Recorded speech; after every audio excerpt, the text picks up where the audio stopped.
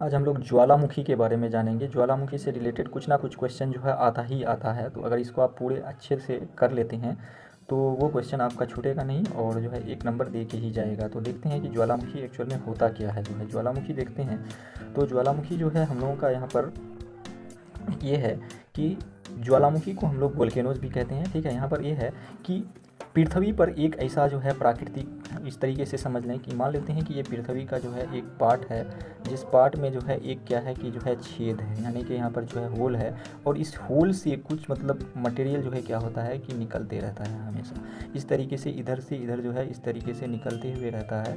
और इससे कौन सा मटेरियल निकलता है, तो जिससे जो है पृथ्वी का जो है पिघला हुआ पदार्थ या फिर लावा या किसी तरीके का राख या भाप, वाष्प या गैस जो है हमेशा निकलते हुए रहता है। तो इस तरीके के जो पार्ट ये होते हैं पृथ्वी का स्ट्रक्चर, यानी कि जो है ये, तो इसको हम लोग क्या कहते हैं कि ज्वालामुखी बोलते हैं, जो है ज्वालामुखी बोलते हैं। अब इस ज्वालामुखी में यह एक इस तरीके से दिख रहा है कि यहाँ पर मतलब जो है कप के शेप का आकार बनता हुआ जा रहा है, बीच में जो है कप। तो सबसे जो उच्च मतलब हाईएस्ट पार्ट होता है, इस पार्ट को क्या कहा जाता है, तो क्रेटर कहते हैं। इस पार्ट को हम लोग क्या कहते हैं कि क्रेटर कहते हैं, यानी कि जो है ये कप के आकार का जो पार्ट है, इस पार्ट को हम लोग क्या बोलेंगे, तो क्रेटर बोलेंगे। तो अगर मान लेते हैं कि पूछता है कि ज्वालामुखी में क्रेटर क्या होता है, तो ये कप के आकार का जो है पार्ट होता है और ये सबसे हाईएस्ट पोजीशन पर होता है, और यहीं से जो है डिफरेंट टाइप्स के, अलग अलग टाइप्स के जो है क्या होते हैं कि पदार्थ या फिर लावा या राख या फिर जो है भाप, अन्य गैस बाहर निकलती है। ठीक है, अब ये सारे गैस बाहर निकल के जो है क्या होगा कि एक जगह जमा होगा। तो ये जो जमा होगा, इस जमा होने वाले सारे मटेरियल को हम लोग क्या बोलते हैं, तो सिंडर बोलते हैं। तो आई होप कि आप लोगों ने क्रेटर और सिंडर दोनों को जो है समझ चुके हैं कि सिंडर क्या है। अब इसके बाद हम लोग देखते हैं, तो इसके बाद हम लोगों को एक चीज़ ये मिलता है कि जो भी वाष्प या गैस निकलता है, तो उसमें जो मटेरियल निकल रहे थे उस मटेरियल से इसकी प्रतिशत अधिक रहता है, यानी कि गैस और वाष्प की जो प्रतिशत होती है उसका जो है क्या होता है और अधिक होता है। इस गैस या वाष्प के निकलने की प्रक्रिया को हम लोग क्या कहते हैं कि पेले आंसू मतलब जो है इसको बोलते हैं। ठीक है ना, इसको क्या बोलते हैं, पेले आंसू जो है बोला जाता है। इसको क्या बोला जाता है, पेले आंसू किसको बोलते हैं, तो जो ये गैस वाष्प वगैरह जो निकलता है किससे, तो जो है क्रेटर के से, तो उसी को हम लोग क्या बोलते हैं, तो पेले आंसू बोलते हैं। ये हमेशा जो है पेले आंसू का निर्माण कब होता है, तो पहले गैस वगैरह निकलते हैं, उसके बाद फिर जो है उससे लावा निकलने लगता है।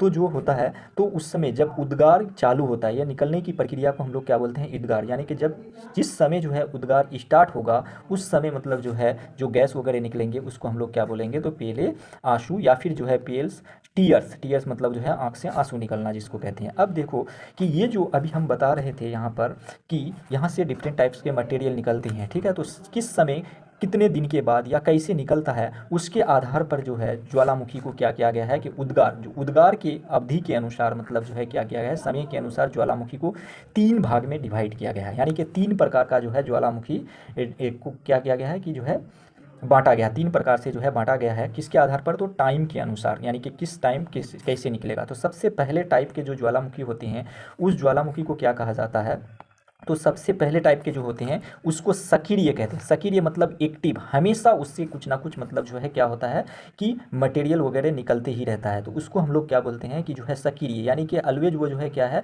कि सक्रिय है, हमेशा मतलब उससे जो है मटेरियल पदार्थ निकलते रहता है। ठीक है, तो उसको हम लोग क्या बोलेंगे, सक्रिय, यानी कि एक्टिव वोल्केनोज। ठीक है, तो अभी अगर देखा जाए तो ये क्वेश्चन आता है कि वर्तमान में पूरे वर्ल्ड में मतलब कितने जो है सक्रिय ज्वालामुखी है, तो पूरे वर्ल्ड में सक्रिय ज्वालामुखी की जो है संख्या अभी ये है, कितना है, 500। ठीक है, अब इस सक्रिय ज्वालामुखी में सारे 500 के 500 तो मतलब जो है प्रमुख नहीं होंगे, तो इसी वजह से जो है इसको इसमें से कुछ प्रमुख मतलब जो है छांटा गया है। जो क्वेश्चन आता है 500 के 500 नहीं आ सकता है, उनमें से जो इम्पोर्टेंट है वो आते हैं। जैसे इटली में कुछ सक्रिय ज्वालामुखी है जिसका नाम, एक का नाम जो फेमस है एटना है और दूसरा का नाम क्या है, एस्ट्रोम्बोली और जो है एटना, ये दोनों जो है सक्रिय ज्वालामुखी है, कहाँ पर है, तो इटली में है। और इसको याद रखना है, स्ट्रोम्बोली, आगे जाके इसके बारे में और हम लोग को जानना है।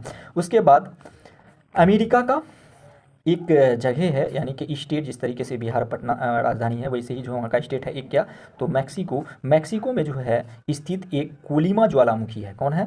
कोलिमा ज्वालामुखी है, जो विश्व में सबसे अधिक जो है सक्रिय ज्वालामुखी है। तो विश्व में सबसे अधिक सक्रिय ज्वालामुखी का नाम क्या है? कोलिमा ज्वालामुखी। और ये कहाँ पर है? तो अमेरिका में। और अमेरिका में कहाँ पर है? तो जो है मैक्सिको में। ठीक है, अब तक ऐसा देखा गया है कि इस ज्वालामुखी में 40 बार से अधिक क्या हो गया है, हुआ है कि उद्गार हो चुका है, यानी कि उससे लावा जो है निकल चुका है। अब हम यहाँ पर देखे थे कि स्ट्रोम्बोली के बारे में जो है जानना चाहते थे। स्ट्रोम्बोली क्यों?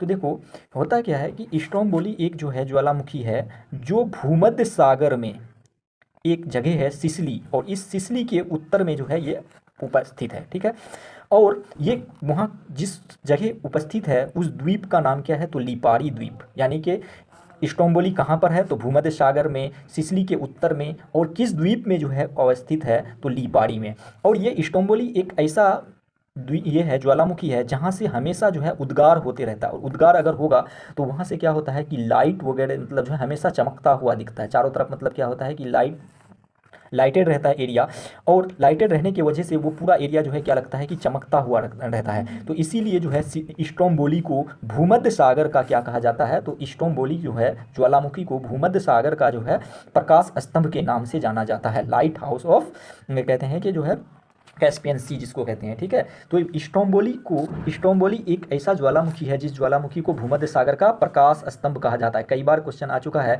कि भूमध्य सागर का प्रकाश स्तंभ किसको कहा जाता है? तो वहाँ पर ऑप्शन दिए हुए रहते हैं, एटना, स्ट्रोम्बोली, मैक्सिको में जो है कोलिमंजारो, कोलिमा, ईटीसी। तो उसमें जो है कौन सा लेंगे? तो हम लोग स्ट्रोम्बोली। तो स्ट्रोम्बोली को क्या कहा जाता है? तो भूमध्य सागर का प्रकाश स्तंभ कहा जाता है। इनमें से अगर देखा जाए तो पूरे विश्व में सबसे अधिक जो सक्रिय ज्वालामुखी है, इस ज्वालामुखी का नाम क्या है? तो कीलायु ज्वालामुखी है। क्या नाम है? तो कीलायु ज्वालामुखी का जो है सबसे अधिक क्या है? सक्रिय ज्वालामुखी है। और ये ज्वालामुखी कहाँ पर है? तो हवाई द्वीप में। हवाई द्वीप कहाँ पर है? तो यूएसए में। इस तरीके से पूछा जाता है कि कीलायु ज्वालामुखी किस देश में है? तो यूएसए में। कीलायु ज्वालामुखी किस जो है द्वीप में है? तो जो है हवाई द्वीप में। या कभी पूछा जाता है कि हवाई द्वीप किस देश में है? तो जो है यूएसए में। इसको ध्यान में रखना। दूसरे टाइप का हम लोग अभी जो है एक्टिव के बारे में पढ़े। दूसरा जो है हम लोगों का क्या होता है कि ज्वालामुखी जो होता है परसुप्त ज्वालामुखी इसको कहते हैं, या फिर इसको डोरमेंट ज्वाला जो है वोल्केनो कहते हैं। क्यों इसको कहा जाता है? इसमें ऐसा देखा जाता है कि अतीत में कभी भी इस तरीके की ज्वालामुखी से जो है उद्गार नहीं हुआ हो, यानी कि जो है कभी भी इस ज्वालामुखी से जो है उद्गार अतीत में नहीं हुआ है। लेकिन ऐसा माना जाता है कि ये फ्यूचर में कभी ना कभी मतलब जो है क्या होगा कि उद्गार हो सकता है। तो इस तरीके की इसको जो है हम लोग परसुप्त ज्वालामुखी कहते हैं। इसमें जो है परसुप्त ज्वालामुखी में, यानी कि अभी नहीं हुआ है लेकिन होने की संभावना है, तो उसको हम लोग क्या, एक विषुवीयस ज्वालामुखी है। जो विषुवीयस कहाँ पर है? तो भूमध्य सागर में है। ठीक है, भूमध्य सागर में। उसके बाद दूसरा ज्वालामुखी है कराकाटोआ। नाम क्या है इसका? तो कराकाटोआ। इस जो है ज्वालामुखी का नाम क्या है? कराकाटोआ। और ये जो है सुंडा जलडमरू में स्थित है। कहाँ पर है? सुंडा जलडमरू में। तो कह देगा क्वेश्चन कि सुंडा जलडमरू में कौन सा जो है ज्वालामुखी उपस्थित है? तो वो जो है कराकाटोआ। उसके बाद फ्यूजियामा, ये बहुत इंपॉर्टेंट है, कई बार क्वेश्चन आया है कि फ्यूजियामा जो है ज्वालामुखी किस देश में है? तो ये जो है जापान में है। और उसके बाद मेयन जो है, मेयन भी ज्वालामुखी है जो परसुप्त ज्वालामुखी में आता है, और ये जो है फिलीपींस में आता है। ठीक है, कहाँ पर है? तो फिलीपींस में। आगे देखते हैं तो शांत ज्वालामुखी। शांत ज्वालामुखी में ऐसा ज्वालामुखी है कि जिसमें ऐतिहासिक काल में कोई भी उद्गार नहीं हुआ है, यानी कि ये जो है पास्ट में, यानी कि इतिहास में कभी भी उद्गार तो हुआ भी नहीं है, और ऐसा माना जाता है कि वहाँ पर कभी उद्गार होगा भी नहीं, यानी कि कभी भी वहाँ पर मतलब जो है ज्वालामुखी फटने की संभावना नहीं है। और लेकिन वहाँ पर जो है ज्वालामुखी है। ठीक है, तो उस ज्वालामुखी को हम लोग जो है क्या बोलेंगे? तो शांत ज्वालामुखी, इसको एक्सटिंक्ट ज्वालामुखी भी कहते हैं। ठीक है ना। इसके कुछ उदाहरण है जैसे कुहे सुल्तान और देमवंद। ये बहुत इंपॉर्टेंट है। कुहे सुल्तान पूछा जाता है कि किस देश में जो है ज्वालामुखी उपस्थित है? तो कुहे सुल्तान जो है ईरान में है। कहाँ पर है? कुहे सुल्तान ईरान में। पोपा, एक जो है ज्वालामुखी का नाम है क्या? पोपा। और पोपा कहाँ पर है? तो म्यांमार में। कहाँ पर है? म्यांमार में। उसी तरीके से कलिमंजारो, कलिमंजारो जो है एक, ये पूछा जाता है कि कलिमंजारो किस टाइप के जो है ज्वालामुखी, या पर कहते हैं शांत, सुसुप्त, या फिर मतलब जो है सक्रिय। तो ये जो है शांत टाइप की ज्वालामुखी है, और ये कहाँ पर है? तो अफ्रीका में है। इसका अगला ये है चिम्बराजू। चिम्बराजू एक जो है ज्वालामुखी है जो शांत ज्वालामुखी के कैटेगरी में है, और ये कहाँ पर है? तो दक्षिण अमेरिका में। कहाँ पर है? तो दक्षिण अमेरिका में। तो तीन तरीके का हम लोग जो है ज्वालामुखी ऑलरेडी पढ़ चुके हैं। कौन? तो शांत ज्वालामुखी, सुसुप्त ज्वालामुखी, और जो है हम लोगों का सक्रिय ज्वालामुखी। कौन सा?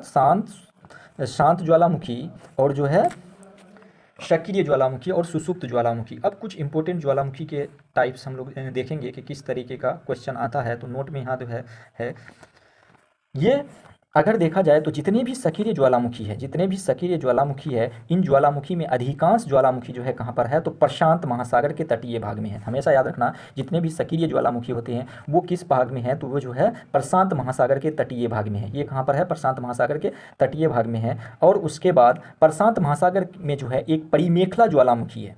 प्रशांत महासागर में एक परिमेखला ज्वालामुखी है जिस को हमेशा हम लोग क्या किस नाम से जानते हैं, तो अग्निवलय के नाम से जानते हैं। किसको, परिमेखला को अग्निवलय के नाम से जानते हैं। इंग्लिश में इसको fire ring of the Pacific कहा जाता है। इसको क्या कहा जाता है, fire ring of the Pacific कहा जाता है। ठीक है।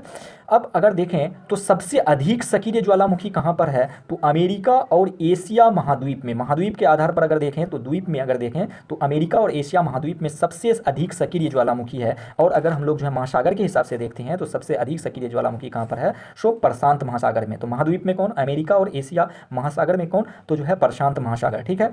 अब उसी तरीके से हमारा एक ऑस्ट्रेलिया महाद्वीप भी है। ऑस्ट्रेलिया महाद्वीप है तो ऑस्ट्रेलिया महाद्वीप में जो है एक गजब की बात यह है कि इसमें जो है एक भी ज्वालामुखी नहीं है। ऑस्ट्रेलिया, तो ऐसा क्वेश्चन आता है कि कौन सा महाद्वीप है जिसमें एक भी ज्वालामुखी नहीं है, तो वहां पर हम लोग जो है बिना सोचे समझे देखिए कि जो है जो ऑप्शन मार देंगे किसको, तो ऑस्ट्रेलिया महाद्वीप को। ठीक है।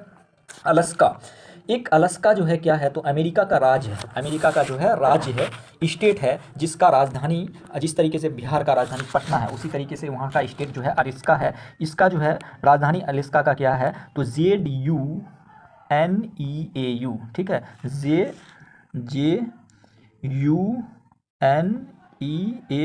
जुनियू, क्या नाम है, तो जुनियू जो है। ठीक है। इसमें एक कटमई पर्वत है, किटमई पर्वत, इसका नाम क्या है, किटमई पर्वत है, जिसको हजार धुआरों की घाटी के नाम से जाना जाता है। तो देखो, हजार धुआरों की घाटी से किसको जाना जाता है, तो अलास्का में जो है उपस्थित किटमई पर्वत को क्या किसके नाम से जाना जाता है, तो हजार धुआरों की घाटी से जाना जाता है। इसको हम लोग ए वैली ऑफ 10,000 स्मोक्स भी इंग्लिश में मतलब जो है कहते हैं। ठीक है।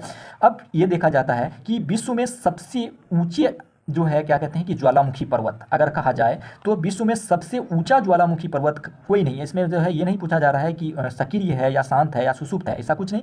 सिर्फ पूछा जाता है सबसे ऊंचा ज्वालामुखी पर्वत अगर खाली पूछा जाए तो ये कोटापेक्सी है। कोटापेक्सी कहाँ पर है, तो इक्वाडोर में जो है उपस्थित है, जिसकी ऊंचाई जो है कितनी है, तो 19,613 फीट मतलब ऊंचाई है। ठीक है।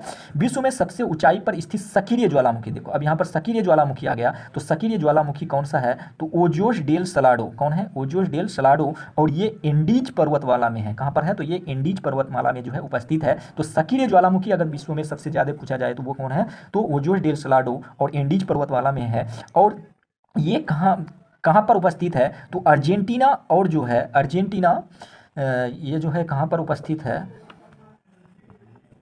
तो ये देखते हैं हम लोग, ये जो है कहाँ पर उपस्थित है, तो अर्जेंटीना और चिली देश के जो है बॉर्डर यानी कि सीमा पर उपस्थित है। ठीक है। उसके बाद यहाँ पर विश्व की सबसे ऊंचाई पर स्थित शांत ज्वालामुखी, अभी हम लोग सक्रिय ज्वालामुखी किसको देख रहे हैं, तो ओजोस डेल सलाडो को। शांत ज्वालामुखी जो है सबसे, तो इसका नाम क्या है, तो एकांकागुआ। क्या है, एकांकागुआ। और ये भी जो है कहाँ पर, तो एंडीज पर्वतमाला पर ही जो है उपस्थित है, जिसकी ऊंचाई कितनी है, तो 6,960 मीटर है। ठीक है। तो यहाँ तक जो है हम लोग ज्वालामुखी के बारे में जाने। अगर इतना लेक्चर आप कंप्लीट करके जाते हैं तो एक जो है क्वेश्चन बनना ही बनना है, और जो भी आएगा बस इसी में से आएगा छोटे छोटे एग्जाम में।